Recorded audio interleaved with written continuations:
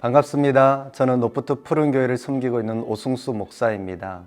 노프트 푸른교회는 2009년도에 노프트 승의교회에서 분립된 교회 중에 하나인데요. 그때부터 지금까지 저는 선교 영역을 담당해서 섬기고 있습니다. 저희 교회 선교는 세계선교부, 그리고 통일선교부, 그리고 의료선교부 이 세 개의 부서가 있는데 이 세 개 전체를 섬기고 있고 또 싱글 공동체도 섬기고 있습니다. 저는 수원제일교회 선교국장으로 섬기고 있는 우승필 목사라고 합니다. 저희 수원제일교회는 대한예수교 장로회 합동에 소속이 되어 있는 교회이고요. 내년에 이제 70주년을 맞이하는 전통이 있는 교회입니다. 그런데 교회의 이제 연구표 자체가 성장하며 선교하는 교회라는 표어를 갖고 시작부터 지금까지 선교 중심적으로 사역을 진행을 하고 있습니다. 선교국 산하로는 해외 선교부, 국내 선교부, 중국어 예배부, 영어 예배부 4개 부서가 있고요. 그 4개 부서를 총괄하는 사역을 감당하고 있습니다.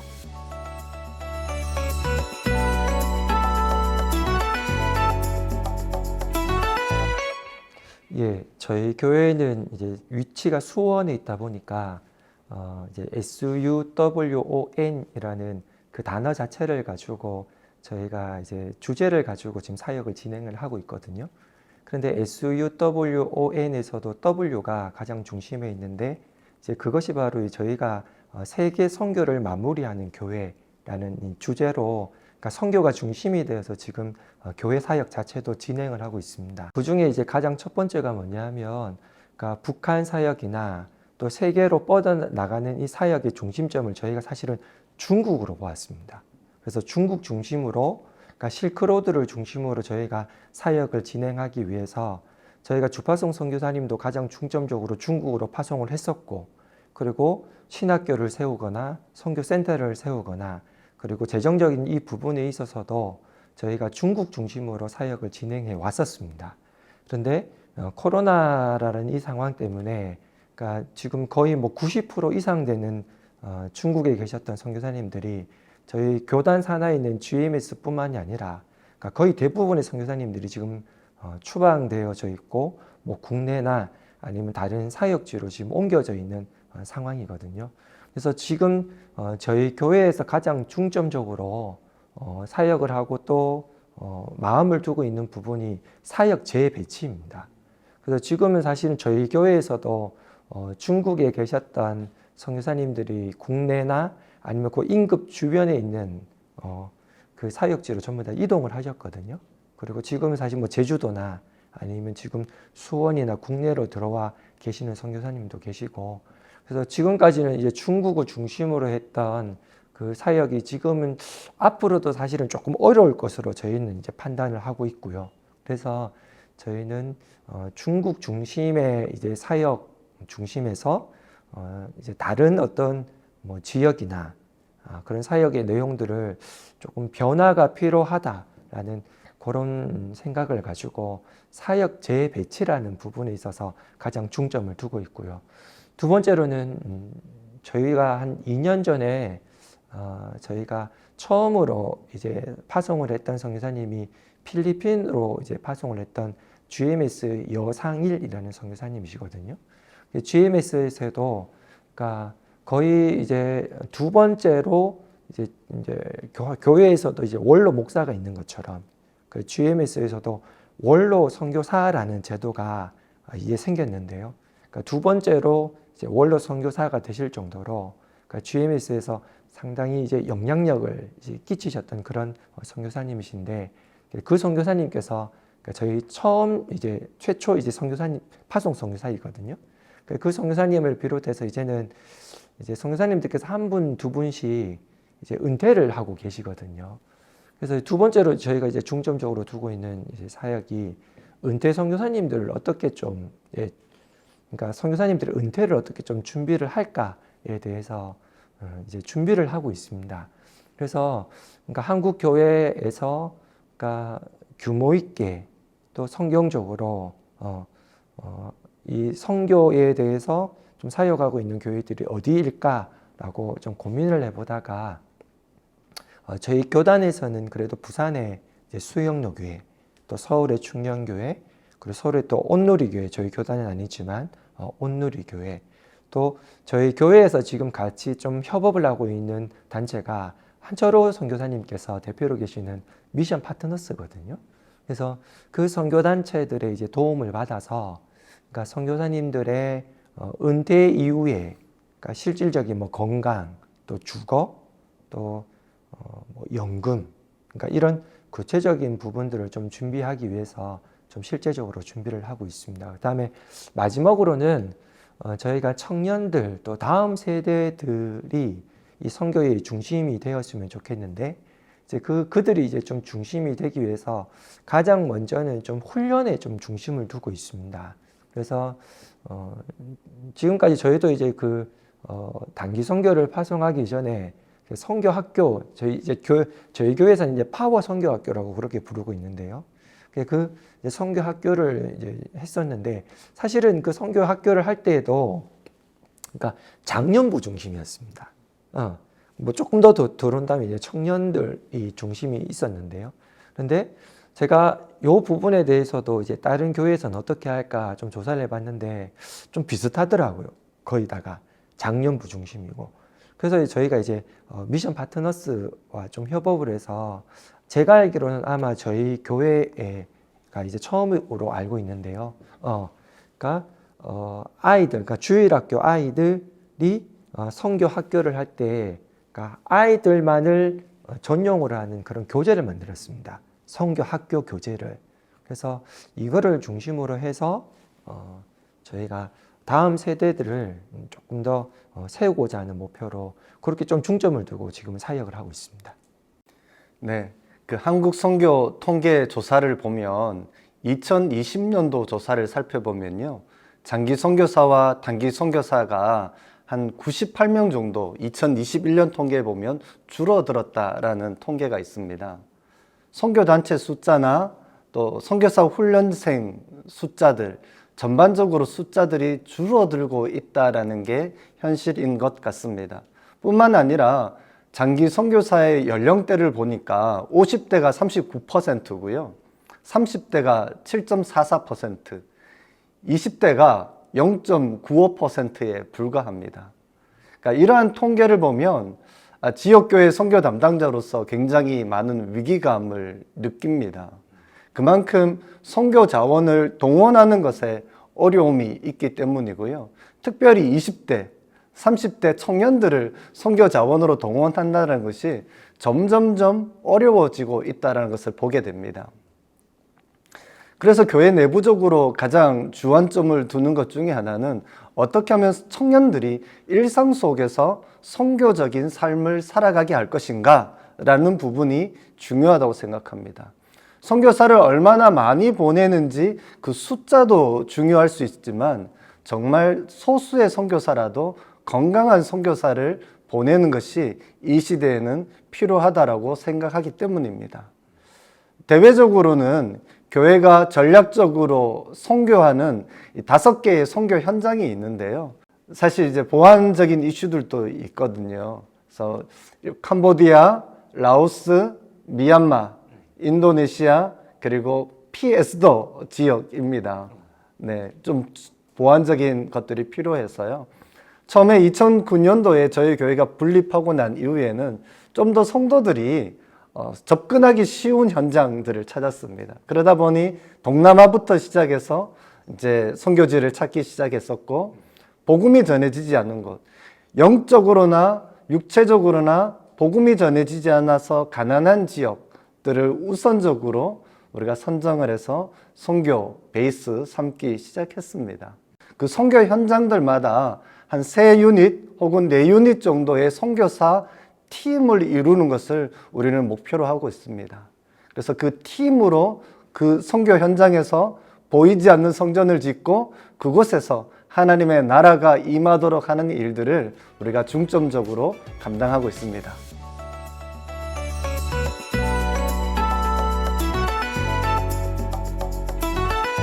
저희 교회는 좀 전통적인 교회이거든요. 이제 70년의 역사가 있다 보니까 그래서 저희 교회는 이제 사실 저희 총회 이제 교단 산하에 있는 GMS하고 많이 연결이 되어져 있습니다. 그래서 또 저희 교회가 경기 남부 지역 그 LMTC라 그래서 그러니까 GMS 산하에 이제 훈련 프로그램이 있는데요. 평신도 이제 선교 훈련 프로그램입니다. 그러니까 로컬 미션 그러니까 트레이닝 코스라 그래서 그러니까 지역에 있는 성도들을 이제 선교 훈련을 시키는 그런 훈련 프로그램이거든요. 그런데 이제 이것도 시간이 많이 흐르다 보니까 그러니까 저희 교회에 있는 성도님들뿐만이 아니라 그러니까 주변에 있는 교회 성도님도 어느 정도 그러니까 이 훈련을 이제 거의 다 이제 받으신 겁니다. 그런데 계속적으로 선교 자원을 이제 동원을 하고 또 교회에서는 그러니까 성도들을 계속적으로 이제 선교의 이 마인드를 주기 위해서는 훈련이 필요한데 사실 이제 그 부분에 대해서 사실 고민이 많았습니다. 그러니까 LMTC라는 이 부분을 어떻게 하면 더 잘 살릴까? 그리고 어떻게 하면 그러니까 이 일반 성도들에게 그러니까 선교 훈련이라는 것을 더 이제 건강하게 줄 수 있을까? 그래서 이제 저희가 이제 그러니까 코로나 사실 터지기 전에 이제 저희가 처음 사실 접목하고 지금 코로나 때문에 멈춰져 있는 게 뭐냐면 그러니까 LMTC라는 이 훈련 프로그램도 살리면서 그러니까 그 부분을 조금 더 발전시키기 위해서 그러니까 PSP하고 접목을 시켰습니다. 그러니까 지금 한국 교회 안에서 이렇게 하고 있는 교회가 대구의 동신교회가 처음 시작을 했거든요. 그래서 동신교회에서 좀 모델로 삼아서 그러니까 LMTC와 그리고 사실 LMTC도 조금 약점이 있거든요. 그리고 사실 PSP도 그러니까 강점이 있지만 사실 조금 약점도 있습니다. 그러니까 그런 부분들을 조금 더 서로 보완을 하고 그리고 저희 교회 성도님들의 그러니까 LMTC를 이미 이제 수료하신 훈련을 받으신 성도님들의 입장에서는 그러니까 PSP라는 또 다른 선교 훈련 프로그램이 들어왔을 때 신선한 그러니까 이전에 또 경험하지 못했던 그런 훈련 프로그램들이 들어왔을 때 사실 반응이 좋았습니다. 그리고 그 반응이 좋았다라는 것이 물론 이 내실적으로도 여러 가지 좋았지만 사실 수적으로도 그러니까 LMTC만 훈련만 했을 때에는 그러니까 기존에 많은 분들이 참여를 했기 때문에 사실 지원을 하는 부분에 있어서도 그렇게 많지 않았는데 PSP로 접목을 시켰을 때는 더 많은 분들이 사실 이 훈련에 참가를 했었거든요. 교단과 또 초교파가 가지고 있는 그런 장점들을 이 훈련 안에서 좀 접목시키려고 저희가 이제 노력을 하고 있고요. 또 두 번째로는 저희 교회가 선교사님들에 대해서 성도님들이 상당히 우호적입니다. 이게 어떤 표현인가 하면 저희가 얼마 전에 이 코로나 기간 가운데서도 저희가 두 유닛을 저희가 주파송으로 지금 파송을 했거든요.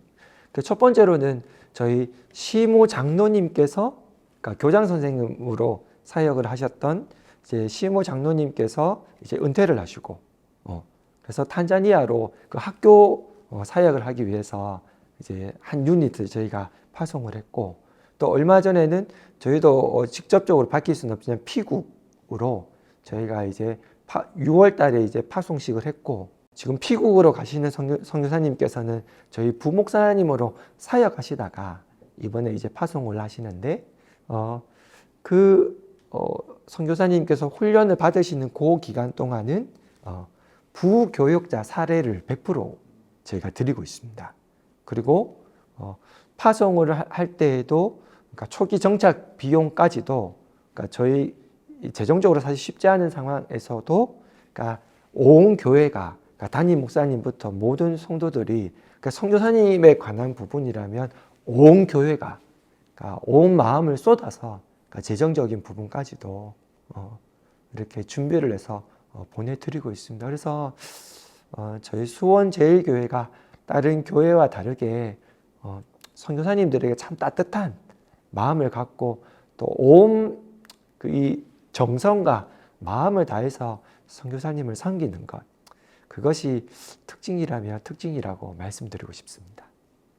교회가 분립 개척되고 난 이후에 세계 선교부 사역을 시작하면서 제일 먼저 했던 것이 바로 선교 정책과 규정을 세우는 것이었습니다. 그래서 그 규정의 몇 가지들을 소개해드리면 첫 번째가 협력 선교인데요.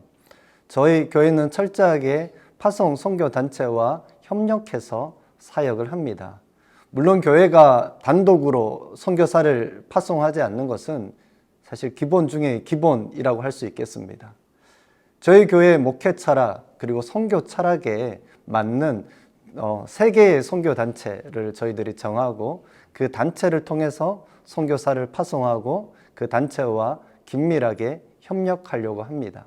협력하는 선교 단체는 예수전도단 그리고 외국제선교회 그리고 인터서브 코리아입니다.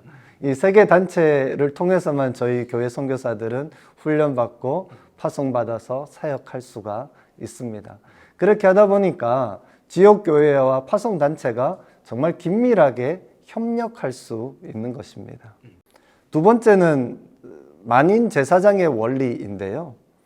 이것을 구체적으로 적용해 보면 선교사를 파송하고 후원함에 있어서 목회자와 평신도에게 차등을 전혀 두지 않는다라는 겁니다.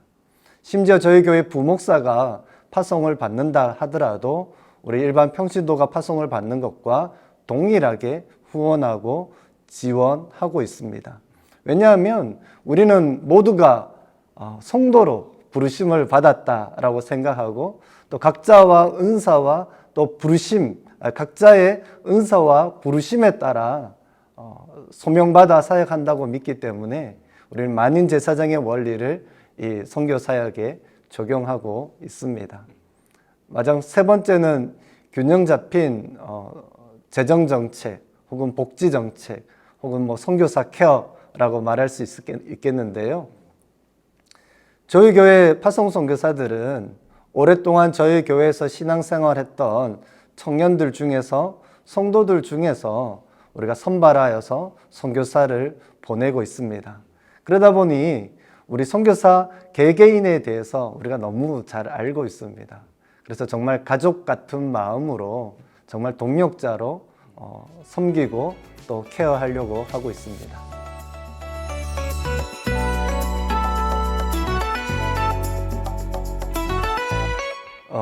수원제일교회와 다르게 저희 교회는 역사가 짧습니다. 2009년도에 분립 개척되었기 때문인데요. 당시에는 저희가 협력 선교사가 3유닛 있었습니다. 지금은 파송 선교사가 9유닛이고 협력 선교사가 19유닛, 그리고 현지인 사역자가 3유닛이 있습니다. 저희 교회는 처음부터 선교사를 파송할 때 교회 밖에서 영입해서 선교사를 파송하지 않으려고 했습니다. 중요한 것은 우리 교회 청년들과 성도들이 선교에 대해서 눈을 뜨고 준비되고 훈련되어져서 우리 성도들 중에서 선교사를 파송하는 것으로 우리의 방향을 삼았습니다. 그러다 보니까 처음 저희 교회 파송 선교사가 나온 게 2011년도입니다. 개척되고 3년 정도가 지난 해였었죠. 파송 선교사 9유닛이 있다고 했는데 그 중에서 목회자 선교사는 2유닛이고요. 나머지 7유닛은 평신도 선교사들입니다. 우리 교회 선교 방향은 팀으로 사역하는 거예요. 각자 은사와 부르심이 다르기 때문입니다. 그래서 선교지에서도 하나님께 받은 소명과 은사를 따라서 협력해서 사역하기를 원합니다. 저는 좀 더 많은 청년들이 선교사로 준비되고 훈련되고 파송되어졌으면 좋겠습니다. 왜냐하면 아시다시피 오늘날 우리가 종교인 비자, 즉 선교사 비자로 사역할 수 있는 나라가 많지 않습니다. 오늘날 선교 현장에 필요로 하는 사람들은 정말 전문인들입니다. 특별히 비즈니스 선교하는 사람들이 필요하죠. 그렇다면 그 분야에 강점이 있는 것은 우리 청년들이고 성도들입니다. 이들도 적절하게 선교 훈련을 받고 또 필요한 신학 훈련을 한다면 선교사로서 사역하기에 전혀 부족함이 없습니다. 그래서 저희들이 선교단체와 함께 협력하고 동력하는 것도 그렇기 때문입니다. 저희 교회가 모든 것을 할 수 없습니다. 파송 선교단체가 갖고 있는 전문성들이 함께 교회와 동력하기 시작할 때 시너지가 발휘되는 것이죠. 선교사들 중에서 모두가 다 목사일 필요가 없는 겁니다. 모두가 다 그런 의미에서 교회 전통적인 형태의 교회를 개척할 필요도 없는 것이죠. 그 한 지역 안에는 다양한 형태의 선교사가 필요하고 다양한 동력이 필요하다라고 믿습니다. 예, 저희 교회에서는 우선은 이제 선교사 이제 파송을, 그러니까 1978년에 이제 해외 선교부가 이제 창립이 되었고, 이제 81년에 필리핀으로 이제 여상일 선교사님을 GMS 통해서 우선은 파송을 하고 이제 지금까지 이어져 오고 있고요. 지금은 저희 이제 주파송 선교사가 이제 9가정입니다. 9가정이고 협력 선교사는 지금 16 이제 가정인데요. 사실은 이전에는 저희가 그 협력 선교사 가정이 40가정, 50가정, 사실 훨씬 더 많았습니다. 근데 지금 사실 저희가 이제 정책적으로 그 협력 선교사를 좀 줄여 나가고 있습니다.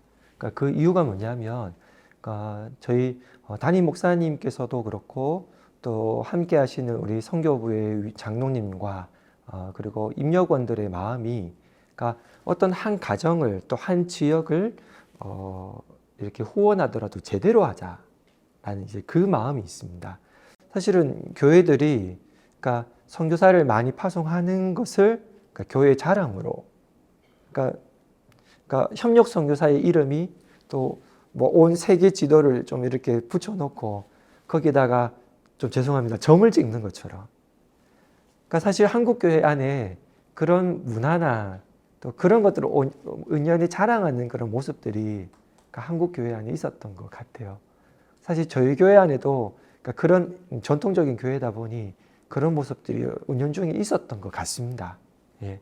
그래서 저희 교회는 그러니까 협력 선교사, 우리 선교사님이 더 힘있게 저희가 도우려고 노력을 하지만, 그러니까 그런 부분에 있어서 선택과 집중이라는 이 부분에 있어서 그러니까 협력 선교사님들을 이 선교사님들의 이 부분들을 조금 더 저희가 집중을 해서 저희가 주파성 선교사님들을 더 힘있게 돕고 또 동력하고, 그러니까 거기에서 실제적으로 사역이 이루어질 수 있도록 그러니까 저희가 그렇게 하려고 정책적으로 저희가 좀 집중을 하고 있는 그런 측면이고요. 또 두 번째로는 저희가 저희 교회에서는 한 5년 전에 저희가 지금 새로운 담임 목사님께서 청빙되셔서 지금 사역을 하고 계시거든요. 저희 교회가 그러니까 한국 교회 안에서 이렇게 칭찬을 받는 부분이, 그러니까 원로 목사님에게서 담임 목사님으로 이 목회가 이양되는 이 부분에 있어서 너무 자연스럽게, 너무 아름답게, 그리고 지금도 원로 목사님과 담임 목사님의 관계가, 그리고 성도들도 원로 목사님을 또 담임 목사님을 바라보는 그 시선이 너무 좋습니다. 너무 아름답고. 근데 이 부분이 사실은 선교적인 부분에서도 이어가려고 지금 노력을 하고 있습니다. 그래서 저희가 지금 저희 교회 이제 부목사님으로 이제 지금 이제 사역을 하고 계시는 목사님께서 지금 이제 선교사 이제 파송을 위해서 준비를 하고 계시는데, 서두에 말씀을 드렸던 것처럼 이제 저희 교회에서 이제 이 선교사님들이 한 분 한 분 이제 은퇴를 하시거든요. 그러니까 5년, 7년 정도 안에, 그러니까 이 선배 이제 선교사님들이 은퇴를 하시는데, 그 중에 맨 위에 계시는 선교사님의 그 선교 사역을, 그러니까 목회 사역처럼 이렇게 아름답게 목회가 이양되어진 것처럼 그 선교 사역을 지금 아름답게 좀 이어받기 위해서 지금 저희가 준비를 하고 있습니다. 구체적으로는 케냐인데요. 그래서 케냐에 지금 7월 중순에 한 2주에서 한 달 정도 뭐 이제 이 지금 부목사님과 사모님을 저희 교회에서 모든 재정을 저희가 다 이제 후원을 해서 거기에서 선교 사역을 보고 선교사님의 선교 사역을 경험하고, 그러니까 직접 필드에서 이제 그것을 보고, 그러니까 본인이 가지고 있는 이제 은사와 어느 정도 맞는 부분을 이제 조율하기 위해서 지금 저희가 탐방 형식으로 그렇게 보내드리고 있거든요. 그러니까 선교적인 이 부분에 있어서도 좀 선교적 이양이 좀 잘 될 수 있도록 저희가 이제 준비를 하고 있는 그런 부분이고요.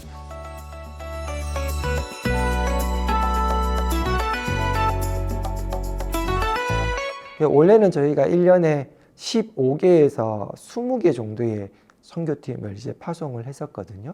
그 1차로는 이제 주파송 선교사님과 그 2차로는 GMS의 이제 추천을 받아서 저희가 해외 단기 선교를 진행을 했는데 서두에 말씀드렸던 것처럼 각각의 연령에 맞게 이제 저희가 4주 정도 훈련을 시켜서 저희가 파송을 하고 있는 것이 해외 단기 선교 이런 부분들을 진행하고 있는 부분이고요. 또 국내 선교에 있어서는 저희 교회가 그 수원 구치소, 그다음에 저희 교회 이제 가까이 있는 곳이 그 경기 이제 남부 경찰서라고 있는데요. 유치장 예배를 들어가고 있습니다. 그 유치장 예배, 그다음에 여주 교도소, 저희가 그런 부분들에 있어서 저희가 국내 사역을 감당을 했는데요. 또 병원 전도, 뭐 반찬 봉사, 사실 그리고 저희 교회가 지금 위치하고 있는 것이 수원 안에서도 좀 구도심입니다. 그래서 좀 열악한 분들이 많은데요. 그분들이 사실 제일 힘든 게 뭐가 있을까라고 고민을 해보다가 교회 안에 세탁소를 지금 구비를 해놨습니다. 세탁소를. 그래서 세탁기, 그다음에 건조기 이렇게 저희가 마련을 해두어서 일정 기간 뭐 저희가 이불이나 뭐 다른 큰 어떤 빨래더미들을 저희가 이렇게 좀 받아서 건조까지 해드리고 또 포장을 해서 또 드리는 그런 사역들을 지금 진행을 하고 있고요. 그래서 사실 지금 코로나 때문에 다른 교회도 그렇겠지만 그래서 지금 못하고 있는데 아마 이런 부분들도 내년에 이제 정상화가 될 것 같고, 그리고 한 가지 더는 저희 교회가 그 건축에 관련되어서 종사하시는 분들이 이렇게 성도님들께서 모여 계신 팀이 있어요. 그래서 주뜨란이라는 그런 팀이 있는데요. 그래서 그 팀 중심으로 해서 여름에 7월이나 8월에 딱 일주일 이제 휴가 딱 내셔서 그러니까 지역별로 뭐 강원도면 강원도, 뭐 경부 한 교회만을 저희가 지정을 해서 예를 들어서 십자가의 종탑이라든지, 사실 지금 최근에 지금 비가 많이 오고 있잖아요. 오늘도 비가 오고 있는데 비가 많이 올 때 사실 이 농촌교회 가 보면 지붕이 많이 새거든요. 물이 많이 새는데 지붕 보수해 준다든지, 그다음에 또 모기가 많잖아요. 농촌에는. 그래서 모기장 설치해 주는 거. 또 교회 중심으로 해서 또 교회 성도들뿐만이 아니라 그 전도 대상자들. 그래서 저희가 도배, 그다음에 모기장 설치, 그런 것들 지금 사역을 저희가 국내 선교로는 또 하고 있습니다. 그리고 한 가지 더는 이제 저희가 이제 해외 단기 선교도 못 가고 사실 국내 단기 선교도 지금 못 가고 있다 보니까 그 대체로 할 수 있는 게 뭐가 있을까라고 고민을 해보다가 그냥 올해는 지금 사실 요번 주간이 사실 지금 그 주간인데요. 국내 성지순례를 지금 하고 있습니다. 그래서 지난 화요일, 수요일은 전라도 중심으로 해서 김제 금산교회, 그다음에 증도의 문준경 전도사님 기념관, 영광의 야월교회, 염산교회 중심으로 해서 저희가 이제 국내 성지순례를 지금 진행을 했고요. 그리고 오늘 1박 2일로 지금 저희 교회에서는 국내 선교팀 안에 통일 선교팀이 있거든요. 그래서 통일 선교팀 중심으로 해서 지금 강화도에 가 있습니다. 강화도에. 그래서 민통선에 들어가서 또 강화도에 있는 통일전만대에서 북한을 바라보면서 기도하고 있고, 그리고 저희 교회 안에서도 많지는 않지만 북향민, 요즘은 북향민이라고 하더라고요. 그래서 탈북 가신 우리 분들 몇 분 계시는데 그분들 초청해서 같이 또 교제하고 또 기도회도 하고, 또 그분들 사실 삶이 참 쉽지 않으시거든요. 그래서 그분들 좀 위로 격려하는 시간을 이제 오늘까지 이렇게 지금 갖고 있습니다. 그래서 저희 해외 선교, 국내 선교는 그렇게 진행하고 있습니다. 저희 교회 역시 다른 교회와 마찬가지로 여름 아우리치나 겨울 아우리치를 진행하고 있는데요. 코로나 기간 동안에는 가지 않는 의료 선교라고 해서 온라인 아우리치를 진행하기도 했습니다. 올해에는 이 코로나 상황이나 또 어떤 나라들은 내전이 있는 나라들도 있기 때문에 안전 등 여러 가지 것들을 좀 고려해서 소수의 인원으로 소수의 팀을 준비시켜서 하반기에 보내려고 하고 있습니다. 그러다 보니까 중요한 일이 교육하는 일인데요. 오랫동안 이 지역교회 선교 담당자로 사역하면서 우리 교회 아우리치 팀이 잘 교육받고 준비되는 것들도 필요하지만 때로는 선교사님도 이 아우리치 팀을 잘 준비해서 운영하는 것이 필요하다라는 것들을 느낄 때가 참 많습니다. 그래서 아우리치 팀에 대한 교육이나 준비에 대한 강조와 마찬가지로 현재는 선교사님 또한 아우리치 팀을 받기 위한 준비와 교육이 좀 더 강화되면 좋지 않을까라는 생각이 듭니다. 왜냐하면 천편일률적인 아우리치나 서툰 아우리치, 그리고 물량 공세 위주의 아우리치는 때로는 선교지 자체를 오히려 더 병들게 하는 것을 보아왔기 때문에 그렇습니다. 실제 선교 현장이 필요로 하는 것이 1주나 2주간 정도의 단기 아우리치 팀들도 필요로 하지만 저희 교회 파송 선교사들을 보면 이 단기 아우리치 팀보다 더 많은 필요가 있는 것이 바로 1년 정도 함께 동역해서 사역하는 단기 사역자들입니다. 저희 교회는 그런 사역자들을 미션 빌더라고 하는데요. 선교사들은 이러한 1년 정도 함께 동역할 수 있는 미션 빌더를 더 많이 사실은 원하는 것 같습니다. 그래서 저희 교회의 지금 숙제가 선교사님과 함께 동역할 수 있는 한 3개월에서 한 1년 정도 미션 빌더로 나가서 사역할 사람이 어디 없나 하고 찾아보고 또 그렇게 하고 있는 중입니다. 그게 저희들의 숙제인 것 같아요. 그래서 아우리치도 좋은데 좀 더 이 미션 빌더로 무게 중심이 좀 더 많이 이동되면 좋겠다라는 마음을 갖고 있습니다.